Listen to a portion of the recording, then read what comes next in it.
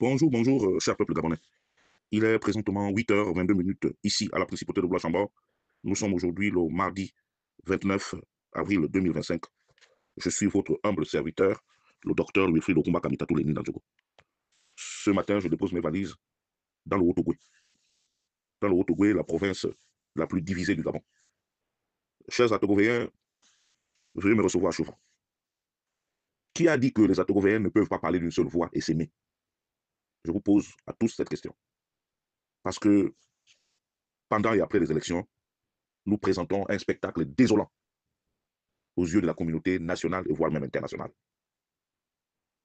Vous savez aussi que dans la vie d'un être humain, de chaque être humain que nous sommes, il y a ce que l'on appelle le destin. Et je puis vous dire que le destin de son excellence, M. Brice Clotaire Oligui Nguema, est en train de s'accomplir. Lorsqu'il est sorti des entrailles de notre mère, Maman Alice, c'était déjà marqué qu'il va diriger ce pays-là un jour. Et c'est ce qui est en train de s'accomplir. M. Jean-Pierre Oyiba, en sortant aussi des entrailles de feu sa mère, avait aussi l'onction de pouvoir jouer les premiers rôles dans ce pays et dans le Haut-Togo. Mais je constate que depuis quelques jours, il fait l'objet des attaques inutiles. Tout ça entretenu par ceux-là qui veulent absolument s'asseoir à la table du roi. Mais qu'on le veuille ou pas, c'est M. Brice Clotaire Oligui Nguema, il nous l'a déjà dit. Il l'a dit au lendemain de son plébiscite, à la levée des drapeaux à la présidence de la République, qu'il travaillerait avec les personnes qu'il choisira lui-même. Ce qui me paraît important pour nous, ce sont les résultats. Les résultats que ces gens-là apporteront à M. Brice Clotaire Oligui Nguema. Or, aujourd'hui, dans le Haut-Ogooué, pendant que tout le monde nous regarde, pendant que les PAN sont en train de s'organiser là-bas, ils couvrent les leurs. Nous sommes toujours en train de jeter à la vindicte populaire nos leaders. Et je constate pour le regretter que nous fragilisons avec nos habitudes-là, même le chef de l'État. Le chef de l'État.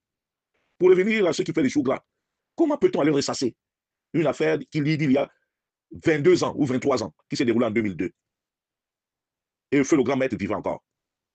Feu le grand maître pouvait-il cautionner que quelqu'un puisse brader les ports du Gabon? Mais c'est quoi un office? Il faut que nous nous posions la question, c'est quoi un office? Un office est dirigé par le président du conseil d'administration. On a connu l'office de chemin de fer, transgabonais. On connaît aujourd'hui l'office des ports et rails du Gabon. C'est le PCA qui influe la dynamique. Dans les sociétés organisées, c'est le PCA qui est le chef. Un directeur général, soit-il parent ou cousin ou quoi que ce soit d'un chef d'État, ne peut se permettre de brader une partie du territoire. Et le port est une frontière. Donc, nous tous, nous avons suivi cette affaire. Mais le monsieur même du Puy-de-Dôme ou bien du Puy-de-Dôme de la Chipomar, ce monsieur s'est retrouvé en prison ici en France pendant 2 ans. Parce que M. Ali Bongo, il est encore vivant, et M. Jean-Pierre Oyiba ont porté plainte à ce dernier pour diffamation aggravée, pour imitation de leur signature. Mais aujourd'hui, pour salir Jean-Pierre Oyiba, on parle exhumer des casseroles. Ce n'est pas bien, ce n'est pas digne du Haut-Ogooué. Jean-Pierre Oyiba fait partie de nos valeureux cadres, n'en déplaise à certains d'entre vous, ou à certains d'entre vous. Et puis, mon cher oncle Nkoulou, l'Obamba était un juif, nous sommes des juifs du Gabon. Nous sommes les descendants des juifs de France, nous les Obamba. Un Obamba ne trahit pas un autre Obamba à cause de la pitance, à cause des petits sous. On ne le fait pas. On ne le fait pas. On ne le fait pas. Les Obamba sont des gens dignes. Je t'ai vu hier dans une plantation. Mais c'est bien. Si tu as compris que la terre peut nourrir son homme et que la terre ne trahit pas, tant mieux pour toi. Nous t'encourageons. Mais essayons d'observer. Nous sommes dans l'observation. Nous sortons d'un plébiscite.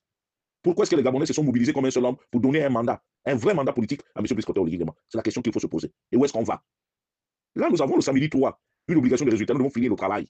Finir le travail, c'est de remplir le stade de l'amitié sino-gabonaise d'Angoudé. Le remplir comme un œuf. Il ne faudrait pas que les tribunes soient clairsemées. La même manière dont nous avons répondu présent pour élire M. Brice Clotaire Oligui Nguema, nous devons finir le travail le samedi. Qu'il ait des intempéries ou pas, nous devons tous être là.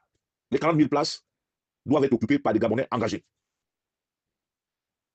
Les problèmes dans le Haut-Ogooué, il y a des problèmes partout au Gabon. Mais c'est toujours les Atogovéens qui se signalent. Et on utilise toujours un membre de la communauté pour pouvoir casser du sucre sur un autre frère.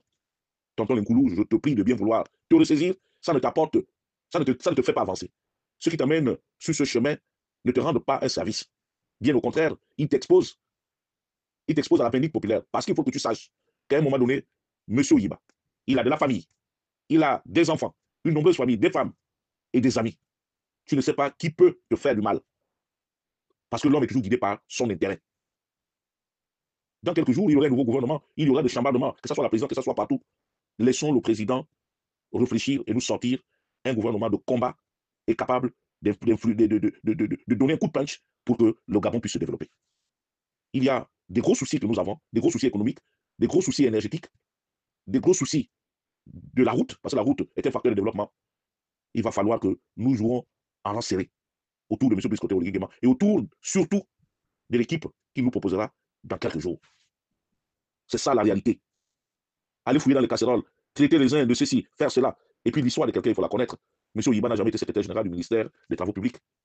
M. Oyiba n'a jamais volé les engins. Tous les engins qu'avaient les travaux publics, à une époque jadis, ont été remis à la disposition, ont été remis à la disposition de l'ANGTI, l'Agence nationale des grands travaux. Nous tous, on a vu ça. Là où était M. Noyon, qui est parti du Gabon avec des milliards. Et puis bon, pour ceux qui ne le savent pas, M. Oyiba a souffert sous le régime d'Ali Bongo Ondimba. Il a été malmené. D'aucuns pensaient qu'il avait un blanc-seing, il était le chouchou, il est resté à la touche, il a été même malmené dans Franceville, sa ville natale. Par des profiteurs situationnistes. Nous avons vu ça. Nous avons vu ça. Nous avons vu Jean-Pierre même détrôné de son poste de membre du bureau politique. On a vu ça. Donc à un moment donné, lorsque l'autre est en train de se relever, en train de se battre, et que le destin est en train de s'accomplir, il ne nous revient pas à nous, les Obama. Chez les Batéké là-bas, ils ne feront pas ce que nous sommes en train de faire. Chez les Bawandi là-bas, ils ne feront pas ce que nous sommes en train de faire. Chez les Bandjabi là-bas, ils ne feront pas ça. Chez les Mungam là-bas, ils ne feront pas ça. Chez les Ndoumou là-bas, ils ne feront pas ça. Ça va Mbama, ça va Barma B. Ombama Sko, Ombama Njo, Ombama Okunja, Ombama Omui, Ombama Otu, Ombama Palo, Ombama Oyu, nous le Kangoville, ça va Barma B. Merci.